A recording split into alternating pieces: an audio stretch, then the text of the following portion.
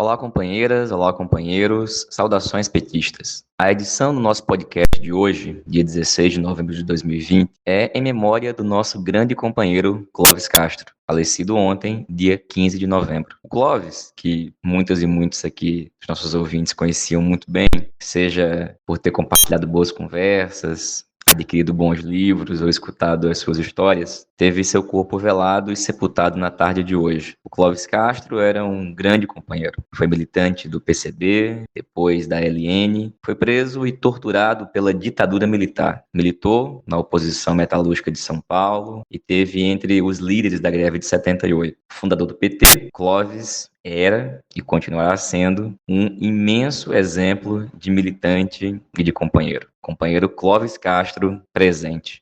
Pessoal, o dia de ontem, 15 de novembro, foi o dia da votação das eleições municipais de 2020. Em todo o país, milhões de pessoas foram às urnas, votaram e aguardaram até tarde da noite pelo resultado anunciado pela Justiça Eleitoral. A gente vai escutar agora a companheira Natália Sena, da Comissão Executiva Nacional do PT, porque hoje, desde as 2 da tarde, teve uma reunião da direção nacional do PT que fez um balanço preliminar e também discutiu o segundo turno e a posição que o PT vai adotar nas cidades em que tem candidatura, em que está participando e, bom, sobre as demais disputas. A gente vai escutar a Natália, depois vamos comentar os resultados das eleições do dia de ontem.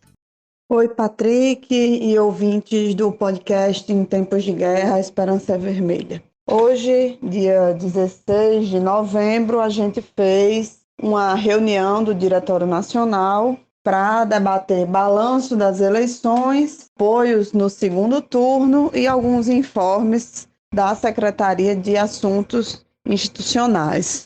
A reunião começou com falas da presidenta Gleisi e do coordenador nacional do Grupo de Trabalho Eleitoral, deputado Guimarães, sobre os números das eleições, em relação à votação do PT, votação da esquerda, número de eleitos no país inteiro, de vereadores, de prefeitos, informes sobre o segundo turno, né? Tudo isso está compilado, né? Os números e algumas avaliações sobre o que esses números significam.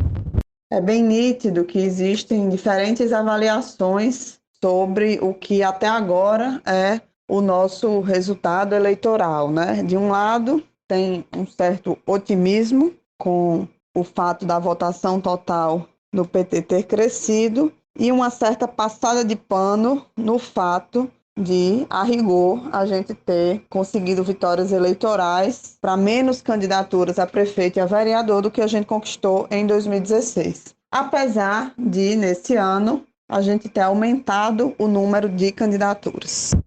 Então, como eu disse, tem muitas diferenças, né, no diretório a respeito do balanço, mas acho que tem uma coisa que pode-se dizer que é um consenso, que é a necessidade de buscar as vitórias que ainda são possíveis de serem alcançadas no segundo turno. Vou destacar aqui duas que são fundamentais para o PT, que é a vitória em Recife e a vitória na cidade de Vitória, no Espírito Santo. São as duas capitais onde o PT está com candidatura a prefeito e a prefeita, no caso de Recife, no segundo turno, e que é fundamental que a gente consiga, nas próximas 2 semanas, eleger os prefeitos dessas capitais. O balanço mesmo do resultado eleitoral vai ser feito após o segundo turno. O que a gente teve hoje foi a colocação de algumas impressões, como eu disse, algumas muito otimistas, outras mais realistas, de que a situação efetivamente não foi tão boa quanto alguns querem pintar para o nosso partido. De toda forma,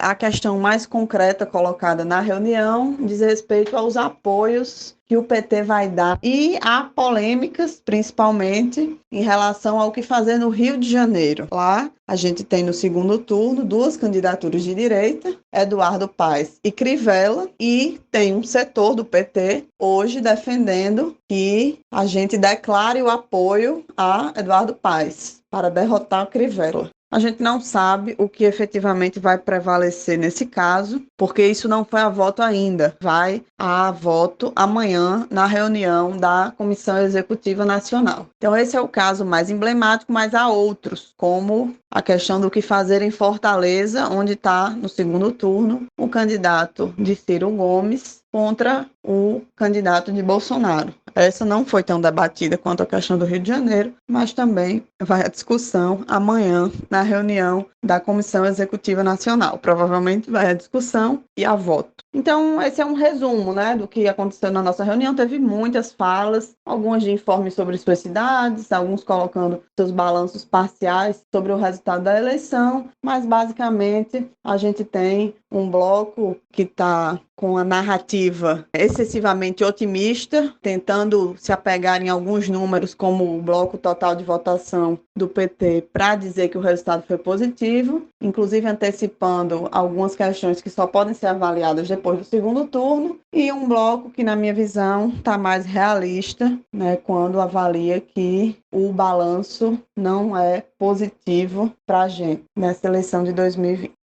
Agora, de toda forma, quero reiterar que o balanço mesmo, ele precisa ser feito, né, depois do segundo turno, com os resultados, né, tem vários resultados pendentes ainda nas cidades onde vai ter segundo turno, cidades importantes, inclusive São Paulo, Recife no Nordeste, Porto Alegre tem esquerda no segundo turno, Belém também tem esquerda no segundo turno, então não dá para a gente fazer um balanço global da eleição sem ter ainda esses resultados. Então, as próximas 2 semanas, a gente deve dedicar a fazer campanha e pedir voto para as candidaturas de esquerda no país. Valeu, Natália. Obrigado, Pinheira. Pessoal, a Natália começou falando que na reunião da direção nacional de hoje foi apresentado um resumo do resultado preliminar das eleições até o momento. E eu vou apresentar aqui alguns dados que foram tratados nesse resumo. O primeiro deles é a votação por partido e a comparação entre eles e a votação nas chapas majoritárias. Esse dado indica que, no comparativo com as eleições de 2016,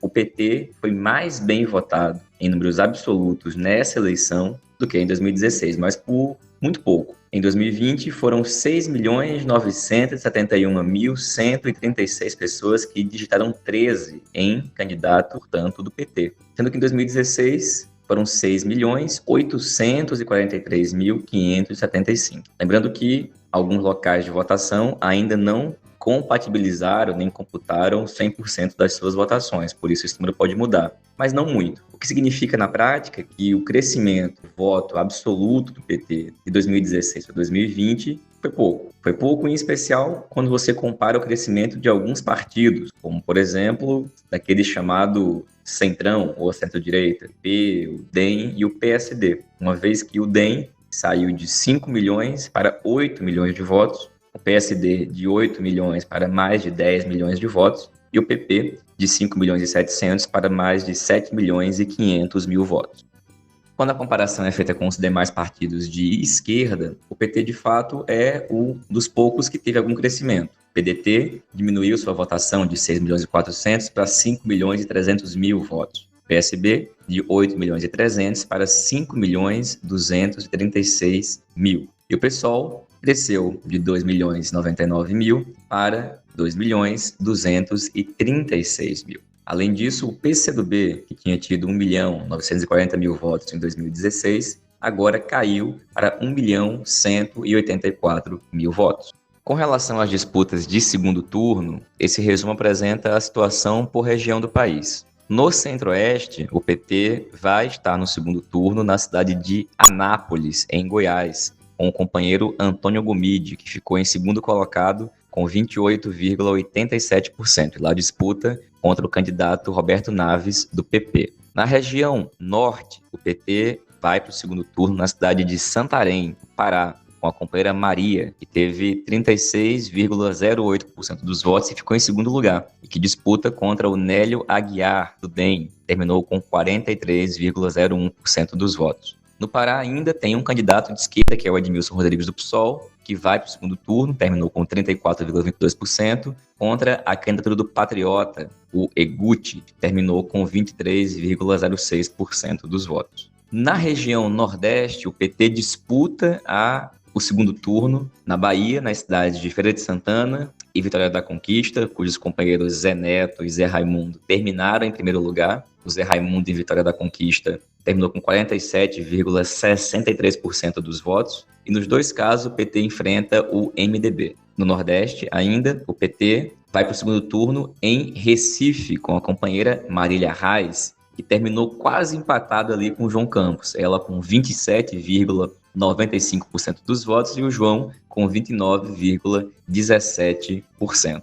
No Sudeste, o PT está no segundo turno na cidade de Cariacica, com a companheira Célia Tavares, e em Vitória do Espírito Santo, com o companheiro João Coser, que terminou em segundo, com 21,82% dos votos. O PT também está no segundo turno em Minas Gerais, nas cidades de Contagem e Juiz de Fora. Lá em Contagem é com a Marília, teve 41,83% dos votos, enfrenta o DEM no segundo turno. E em Juiz de Fora, a atual deputada federal Margarida Salomão, que terminou com 39,46% dos votos e enfrenta o PSB. Lá o candidato é o Wilson Rezato. No Rio de Janeiro, o PT também está no segundo turno, na cidade de São Gonçalo, em que o candidato é o Dimas Gadelha e vai enfrentar o capitão Nelson, do partido Avante. No Sudeste, o PT está no segundo turno em São Paulo, na cidade de Diadema, com o companheiro Felipe, que terminou com 45,65% dos votos, em Guarulhos, com Eloy Pietá, e em Mauá, com o companheiro Marcelo Oliveira. O Eloy, em Guarulhos, terminou com 32,24%, enfrenta o PSD. E o Marcelo Oliveira, lá em Mauá, terminou com 19,84% e enfrenta o Átila, PSB. Por fim, no Rio Grande do Sul, o companheiro Pepe Vargas terminou em primeiro em Caxias do Sul, com 34,17% dos votos, e vai ao segundo turno contra o PSDB, que terminou com 15,45%. O PT também está no segundo turno em Pelotas, com o companheiro Ivan Duarte, e a esquerda está no segundo turno em Porto Alegre, com a candidatura da companheira Manuela Dávila, do PCdoB. O PT está na vice. A Manu terminou com 29% dos votos e enfrenta o Sebastião Melo, do MDB.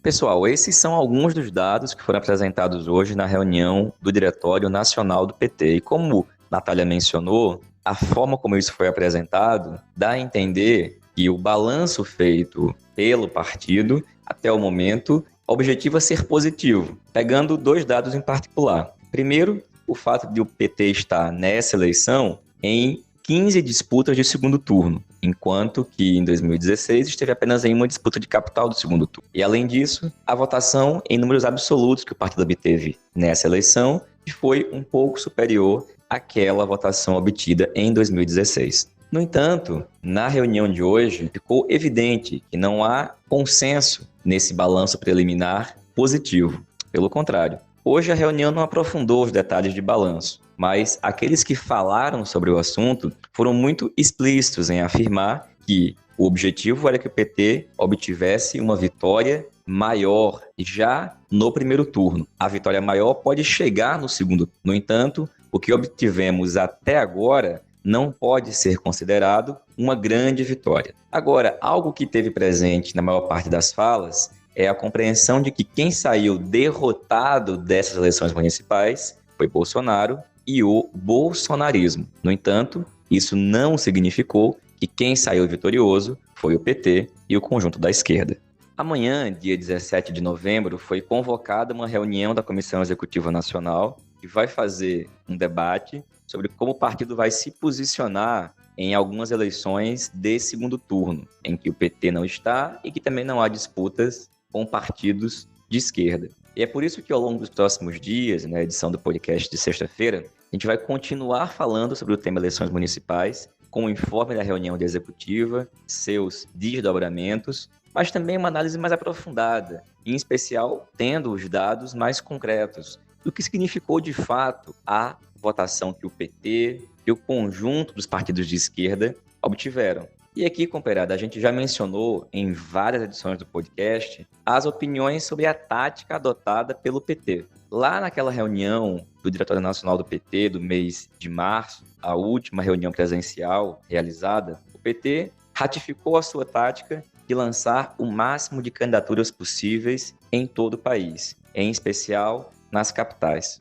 Esse processo adotado lá atrás significou que o PT lançou muitas candidaturas. E, evidentemente, isso foi fundamental. No entanto, a gente vai escutar e vai coletar informações de companheiros e companheiras, como fizemos em edições do podcast, para analisarmos no detalhe quais campanhas, em quais cidades, em quais regiões, por exemplo, nacionalizaram o debate. Fizeram das suas candidaturas majoritárias tribunas de enfrentamento contra o bolsonarismo. E, além disso, o resultado prático e concreto dessa eleição municipal tende ou não tende a ser uma vitória do conjunto da esquerda? Bom, até o momento, os dados indicam que quem está saindo vitorioso são as forças de centro e centro-direita. Mas que vitória é essa? Ainda tem algumas eleições importantes a serem definidas, como é o caso de São Paulo, de Recife, Belém, Porto Alegre e o Rio de Janeiro. É por isso que ao longo dos próximos dias, a gente continua aqui no podcast falando do tema